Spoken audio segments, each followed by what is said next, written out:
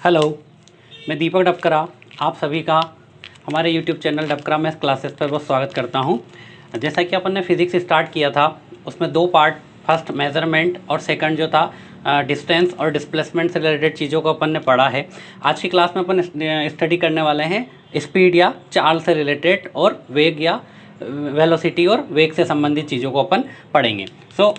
चाल की बात करते हैं। स्पीड जो होती है वो क्या होती है? Distance travel in unit time. Distance travel in unit time यानी कि एकांक समय में तय की गई दूरी। एकांक समय में तय की गई दूरी को ही आप चाल कहते हैं। ठीक है, चाल का एक बहुत बेसिक सा फॉर्मूला है जो आपने पढ़ा है, दूरी बटा समय। ठीक है, तो जैसा कि परिभाषा में कहा गया है डेफिनेशन के अकॉर्डिंग, एकांक समय यानी कि टाइम की वैल्यू को 1 कर दिया जाए अगर, तो जो चाल होगी वो किसके इक्वल हो जाएगी?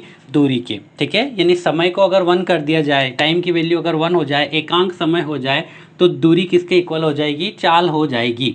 ठीक है, चाल का मात्रक की बात करते हैं। चाल का मात्रक होता है, दूरी का मात्रक है मीटर एंड समय का मात्रक होता है सेकंड। तो चाल का जो मात्रक होगा वो मीटर प्रति सेकंड होगा। ठीक है, या फिर किलोमीटर प्रति घंटा, किलोमीटर पर आवर। तो ये दोनों मात्रक, और भी कोई मात्रक इसका हो सकता है। ठीक है, डिपेंड ऑन दूरी और समय के मात्रकों पर। तो जो दूरी और समय के मात्रक होंगे उनके आधार पर इसके अलग अलग मात्रक हो सकते हैं, पर जो जनरली यूज़ करते हैं वो मीटर पर सेकेंड और किलोमीटर पर आवर जो है वो इसका मात्रक होता है। अब राशि की बात करते हैं तो चाल जो होती है यह एक अदिश राशि होती है। जैसा कि आपको कहा जाता है कि 10 किलोमीटर पर आवर या 5 मीटर पर सेकंड, इस प्रकार से आप चाल को लिखते हैं, तो यहाँ कहीं पर भी जो है आपको दिशा का इन्वॉल्वमेंट नहीं होता है। आप दिशा को नहीं बताते हैं इस चाल को रिप्रेजेंट करने के लिए। इस चाल को दर्शाने के लिए आप दिशा का उपयोग नहीं करते हैं। इस तरीके से अगर चाल शो की जाती है तो इसमें कहीं भी दिशा जो है वो नहीं होती है। जैसे आपको कहा जाए कि 5 मीटर पर सेकंड की स्पीड से चलिए, तो आप 5 मीटर की पर सेकंड की स्पीड से कहीं पर भी चल सकते हैं, यानी कि आपके पास बहुत सारी डायरेक्शंस होती है। ठीक है, इसमें कहीं पर भी दिशा का इन्वॉल्व नहीं होता है। तो आप कह सकते हैं कि यह एक अदिश राशि है जो दिशा पर डिपेंड नहीं करती है। ठीक है, नेक्स्ट बात करते हैं दूरी और समय का ग्राफ। देखिए, अभी आपने देखा चाल जो होता है वो दूरी और समय से रिलेटेड होता है, यानी दूरी बटा समय होता है। तो एक ग्राफ देखते हैं दूरी समय का, डिस्टेंस टाइम ग्राफ। ठीक है, एक वाई एक्सिस पर आपके दूरी है और एक्स एक्सिस पर आपके पास समय है। तो ये दूरी और समय का जो ग्राफ है, इसका जो स्लोप होता है इस टाइप से, स्लोप एंगल यानी कि थीटा, स्लोप हमेशा m से डिनोट किया जाता है और m इक्वल टू होता है टेन थीटा। इसे कहा जाता है ढाल या स्लोप। ठीक है, तो डिस्टेंस समय ग्राफ की जो ढाल होती है, अब ढाल का मतलब आपको बोला है टेन थीटा, और आपको पता है टेन थीटा क्या होता है? टेन थीटा होता है लंब बटे आधार, परपेंडिकुलर अपॉन बेस। ठीक है, तो अगर आप यहाँ परपेंडिकुलर देखेंगे तो आपको परपेंडिकुलर ये दिख रहा है, और ये क्या है? ये दूरी है। ठीक है, यानी कि ये दूरी आ गई, और आधार या बेस जो होगा वो क्या है? वो समय है आपके पास। तो जो टेन थीटा आया वो किसके इक्वल आ गया? दूरी बटा समय के, यानी कि जो टेन थीटा होता है वो क्या होगा? वो आपका चाल होगा। तो आप कह सकते हैं कि दूरी समय ग्राफ की जो ढाल होती है, दूरी समय ग्राफ की जो ढाल होती है वो चाल को रिप्रेजेंट करती है। ठीक है, एक स्टेटमेंट लिख लीजिए कि डिस्टेंस टाइम ग्राफ का स्लोप का जो स्लोप होता है वो क्या दिखाता है? वो चाल को दर्शाता है। ठीक है, डिस्टेंस टाइम ग्राफ का स्लोप हमेशा किसको दर्शाता है? चाल को। आगे देखते हैं टाइप्स ऑफ स्पीड। ठीक है, यानी कि चाल के प्रकार, कितने प्रकार की चाल हो सकती है और कैसे कैसे इस चाल को देखा जाता है। सो देखिए, ठीक है, सबसे पहले प्रकार की जो चाल होती है जिसे कहा जाता है यूनिफॉर्म स्पीड। यूनिफॉर्म स्पीड यानी कि एक समान चाल, एक समान चाल। ठीक है, सेकेंड वन होती है नॉन यूनिफॉर्म स्पीड यानी कि असमान चाल। नॉन यूनिफॉर्म स्पीड जो होती है असमान चाल होती है।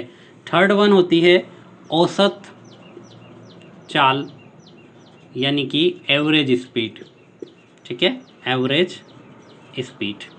एंड लास्ट इज इंस्टेंटेनियस, तात्कालिक चाल, तात्कालिक चाल या इंस्टेंटेनियस स्पीड, इंस्टेंटेनियस स्पीड, ठीक है। इसे क्षणिक चाल भी कहते हैं, क्षणिक चाल भी यह कहलाती है। तो ये चार प्रकार की मेनली आपको चाल होती है, एक समान चाल, असमान चाल, ठीक है, औसत चाल और तात्कालिक चाल, ठीक है। Uniform speed, non uniform speed, average speed और इंस्टेंटेनियस स्पीड, ठीक है। तो अपन इनको वन बाय वन देखते हैं कि ये कैसे कैसे होती है, किस प्रकार की चाल को एक समान, असमान, औसत और तात्कालिक चाल कहा जाता है। तो सबसे पहले बात करते हैं एक समान या यूनिफॉर्म चाल की, ठीक है। तो यूनिफॉर्म का मतलब समझ में आ रहा है सिंपल सा कि एक समान यानी कि समान समय में समान दूरी, ठीक है। यदि कोई वस्तु इस प्रकार से चल रही है कि हर एक घंटे में यानी कि हर समान समय में हर एक घंटे में उसके द्वारा तय की गई जो दूरी है वह बराबर हो, लाइक दैट, जैसे हर एक घंटे में वह 15 किलोमीटर की दूरी चल रही है। हर समान समय में अगर जो दूरी तय कर रहा है, जैसे कि एग्जांपल देखिए कि ए से बी, बी से सी, सी से डी और डी से ई, ठीक है। ये समान दूरियां थी, सारी दूरी जो है वो 15-15 किलोमीटर की थी और ये 15-15 किलोमीटर की समान दूरी को तय करने में इस वस्तु को या इस साधन मतलब इस कार के द्वारा आप जा रहे थे तो आपको बराबर समय लगा है, 1 आवर 1 आवर 1 आवर 1 आवर, ठीक है। तो जो कोई भी वस्तु अगर समान समय में समान दूरी तय करती है तो उसकी चाल को कहा जाता है एक समान चाल, ठीक है। सेकंड बात करते हैं असमान चाल या नॉन यूनिफॉर्म स्पीड, ठीक है, यानी कि distance travel in equal time is unequal, ठीक है।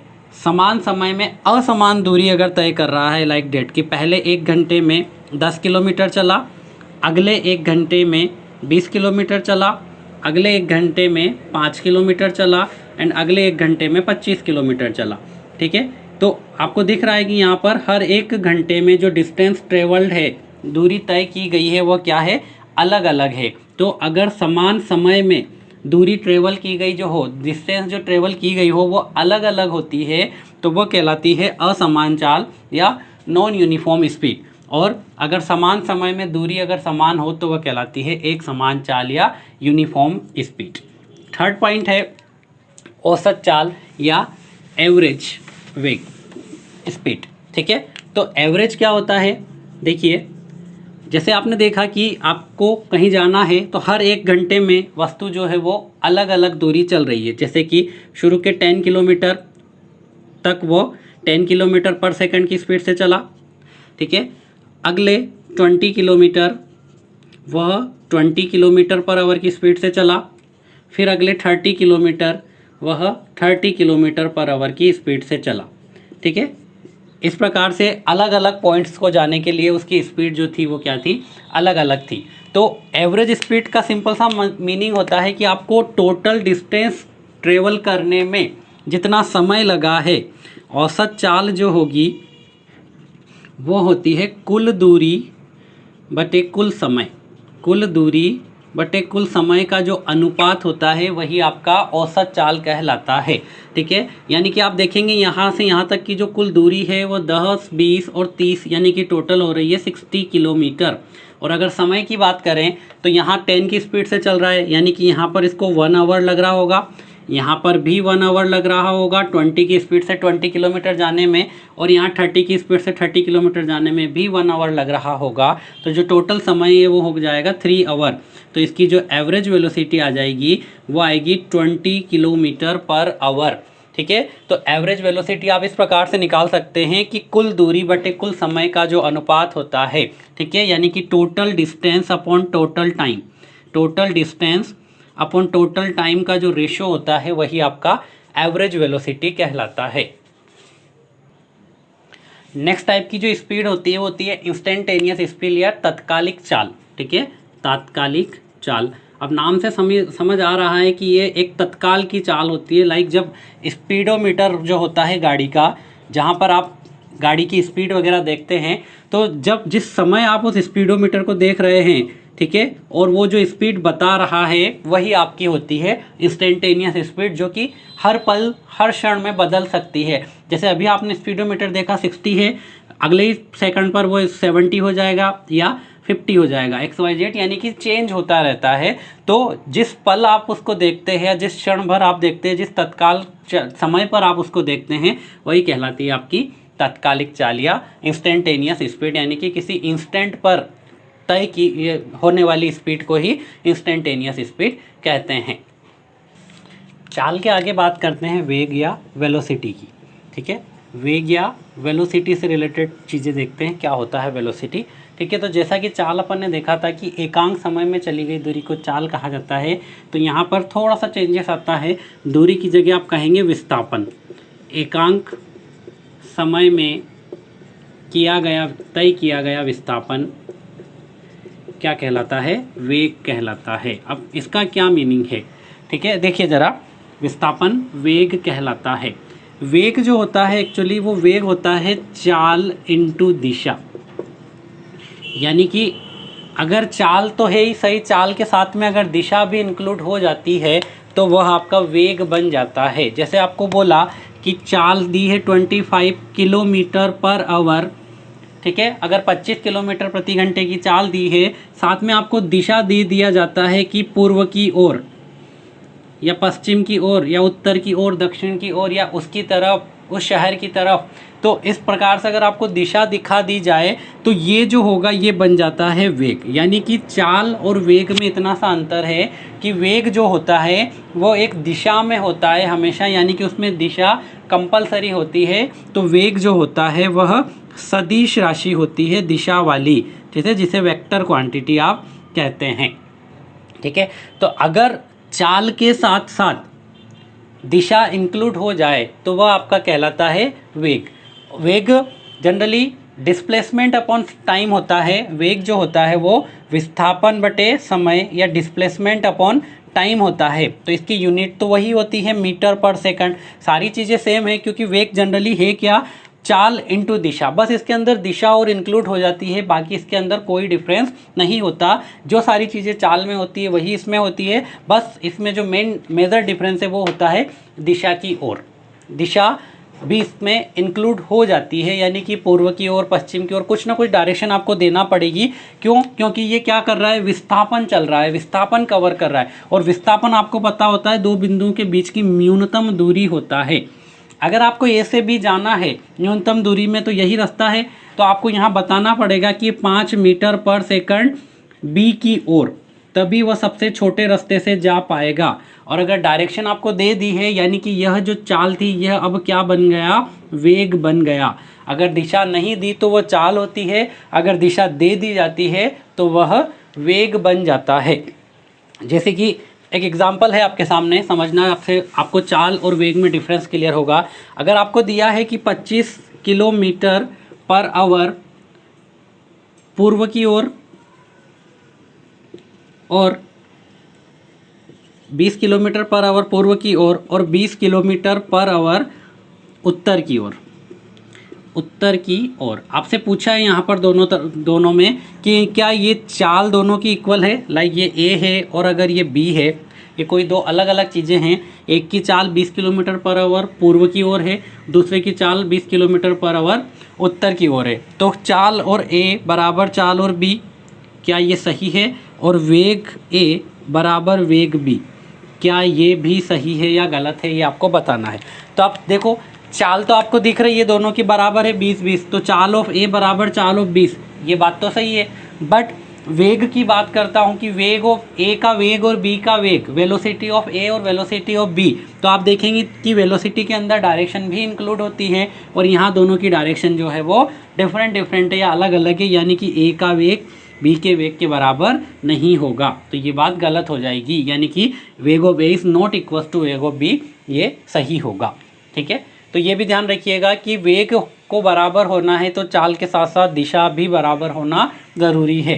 ठीक है, एक एग्जांपल और देखते हैं ताकि चीज़ें आपको और अच्छे से कवर हो जाए कि 8 किलोमीटर ए की चाल दी है आपको 8 किलोमीटर ईस्ट की तरफ, 8 किलोमीटर पर आवर ईस्ट की तरफ, और बी की चाल दी है आपको 9 किलोमीटर पर आवर ईस्ट की तरफ। अब बताना है आपको क्या इनका वेग बराबर है, वेग ऑफ ए बराबर वेग ऑफ बी, ठीक है, यस और नो। और आपको बताना है क्या इनकी चाल बराबर है, चाल ए बराबर चाल बी। तो आपको दिख रहा है चाल तो यहाँ पर बराबर है नहीं, तो आप ये तो कहेंगे कि ये तो रॉन्ग हो गया, चाल of A is not equal to चाल ऑफ बी हो रहा है। पर अगर वेग की बात करेंगे तो आपको दिख रहा है दोनों की दिशा क्या है, सेम है, बट फिर भी ये वेग बराबर नहीं होगा, क्योंकि वेग के अंदर चाल बराबर होना भी ज़रूरी है। आपने देखा कि वेग जो होता है वो चाल ही होता है, एक तरीके से इंक्लूड क्या हो जाता है, दिशा, ठीक है। अगर आपने दिशा इंक्लूड कर दी तो वो क्या बन जाएगा, वही चाल आपकी वेग बन जाती है। तो यहाँ दिशा तो समान है बट चाल भी समान होनी चाहिए, तो चाल अलग अलग आ गई, तो न तो वेग बराबर होगा न ही आपकी चाल बराबर होती है। यानी कि आप एक बात कह सकते हैं कि यदि किसी वस्तु का चाल नियत हो, चाल अगर कांस्टेंट हो, नियत हो, तो क्या वेग बराबर हो सकता है, बताइए। अगर किसी वस्तु की चाल नियत हो, यदि चाल नियत हो तो वेग नियत होगा या नहीं होगा, तो वेग नियत हो भी सकता है और नहीं भी हो सकता, ठीक है, नियत हो भी सकता है और नहीं भी, ठीक है, नहीं भी। ये ध्यान रखिएगा, ये बहुत इंपॉर्टेंट पॉइंट है कि अगर चाल इक्वल हो और दिशा भी इक्वल हो गई तो वेग इक्वल हो जाएगा, बट चाल इक्वल है और दिशा इक्वल नहीं है तो वेग इक्वल नहीं होगा। यानी कि यदि चाल कांस्टेंट हो तो वेग भी कांस्टेंट हो सकता है और नहीं भी हो सकता है, क्योंकि चाल के साथ साथ अगर दिशा भी नियत हो गई तो वेग भी नियत हो जाएगा, और अगर दिशा नियत नहीं हुई, दिशा कांस्टेंट नहीं हुई, तो वेग भी कांस्टेंट नहीं होगा, ठीक है। नेक्स्ट, जैसा कि अपन ने दूरी समय ग्राफ देखा था, ऐसे ही विस्थापन समय जो ग्राफ होता है, डिस्प्लेसमेंट टाइम ग्राफ, विस्थापन समय ग्राफ जो होता है, यानी कि डिस्प्लेसमेंट और टाइम का ग्राफ, तो यह ग्राफ जो होता है इसकी जो ढाल होती है, यह आपको एक डिस्प्लेसमेंट टाइम ग्राफ का जो स्लोप होता है इस प्रकार से, ये वाई एक्सिस है, ये एक्स एक्सिस है, ये आपका डिस्प्लेसमेंट है और ये आपका टाइम है। तो डिस्प्लेसमेंट टाइम ग्राफ की जो ढाल होती है, जो स्लोप होता है थीटा, ठीक है, यानी कि एम या टेन थीटा जिसको आप बोलते हैं, तो टेन थीटा जो होता है वो यहाँ पर, जैसे जहाँ पर आपने देखा था कि दूरी समय का जो ग्राफ था उसकी ढाल चाल देती थी, तो यहाँ पर विस्थापन समय ग्राफ की ढाल को देखेंगे तो टेन थीटा होगा विस्थापन बटे समय, ठीक है, विस्थापन बटे समय, यानी कि क्या होगा, वेग। तो टेन थीटा किसके इक्वल निकल के आएगा, वेग के। यानी कि आप कह सकते हैं कि डिस्प्लेसमेंट टाइम ग्राफ का जो स्लोप होता है, स्लोप वो क्या देता है, तो वो वेग देता है, जो स्लोप होता है वो वेग देता है। यानी कि ये जो टेन थीटा है, टेन थीटा की अगर वैल्यू निकालेंगे, आपको पता है tan theta perpendicular upon base होता है, तो यह परपेंडिकुलर हो जाएगा और ये आपका टाइम जो है वह बेस होगा, तो विस्थापन बटे समय आएगा, यानी कि क्या आएगा, वेग। तो आप कह सकते हैं कि डिस्प्लेसमेंट टाइम ग्राफ का जो स्लोप होता है वह वेग देता है। ये क्वेश्चन कभी कभी एसएससी में पूछे जाते हैं, डायरेक्टली आपको इस प्रकार से एक सेंटेंस दे देगा कि वेलोसिटी टाइम ग्राफ या ये डिस्प्लेसमेंट टाइम ग्राफ का स्लोप आपको क्या देगा, तो आपको बताना रहता है, उसमें 4-3 ऑप्शन रहेंगे जो भी। तो इस प्रकार के 3-4 स्टेटमेंट है जो आपको ध्यान रखने होंगे। 2 स्टेटमेंट अभी अपन ने देख लिए, एक डिस्प्लेसमेंट टाइम ग्राफ का स्लोप वेग देता है, एक और क्या देखा था कि डिस्टेंस टाइम ग्राफ का जो स्लोप है वो क्या दे रहा था, चाल दे रहा था, ठीक है। ये 2 चीज़ें अभी अपन ने देखी, आगे देखते हैं। नेक्स्ट देखते हैं चाल समय ग्राफ। चाल और समय का ग्राफ किस किस चाल के लिए कैसा बनता है, क्या शो करता है, XYZ सारी चीज़ें अपन इसके अंदर देखते हैं, ठीक है। तो चाल समय ग्राफ में स्पीड और टाइम का ग्राफ जो बनेगा, चाल और समय का ग्राफ, तो अगर आप इसको देखते हैं तो इसमें 3-4 प्रकार से ग्राफ बनता है या एग्ज़ाम में आपको देखने को मिलता है। सबसे पहले ये वाला ग्राफ जो एक स्ट्रेट लाइन बनाता है, यहाँ आप देख रहे हैं कि जैसे जैसे समय बढ़ता जा रहा है, ठीक है, कोई भी 2 बिंदु ले लो, तो 2 बिंदुओं को जब आप डालेंगे तो समय अलग अलग आपको दिख रहा है, लाइक ये T1 टाइम हो गया, ये T2 टाइम हो गया, ठीक है। तो 2 अलग अलग समय पर आपको जो है चाल जो है वो क्या दिख रही है, बराबर दिख रही है या इक्वल दिख रही है। तो जो समय अलग अलग होने पर अगर चाल समान होती है तो यह क्या रिप्रेजेंट कर रहा है, यह ग्राफ एक समान चाल या यूनिफॉर्म स्पीड को रिप्रेजेंट करता है। एक समान चाल या यूनिफॉर्म स्पीड को रिप्रेजेंट करता है, यानी कि चाल समय ग्राफ के अंदर अगर स्ट्रेट लाइन वाला ग्राफ आ जाए जिसका स्लोप जो हो वो 0 डिग्री होता है। स्लोप यानी कि जो समय वाली ग्राफ होता है, समय वाली जो लाइन है, इससे जो एंगल होगा वो कितना दिख रहा है आपको, 0 डिग्री। तो यह हमेशा एक नियत चाल या कांस्टेंट स्पीड को दर्शाता है। ठीक है, एक समान चाल या यूनिफॉर्म स्पीड आप इसको कह सकते हैं कि समय के साथ साथ इसकी स्पीड में परिवर्तन नहीं हो रहा है, यानी कि ये यूनिफॉर्म स्पीड को दर्शा रहा है। ठीक है, सेकंड टाइप का ग्राफ देखते हैं। इसी में अगर चाल बढ़ती हुई या घटती हुई सी आपको दिखती है, ठीक है, इस प्रकार से, जैसे कि ये स्लोप आपको दिख रहा है, t=0 पर यहाँ था t=10 सेकेंड पर आपकी स्पीड जो है वो हो गई 20 मीटर पर सेकेंड।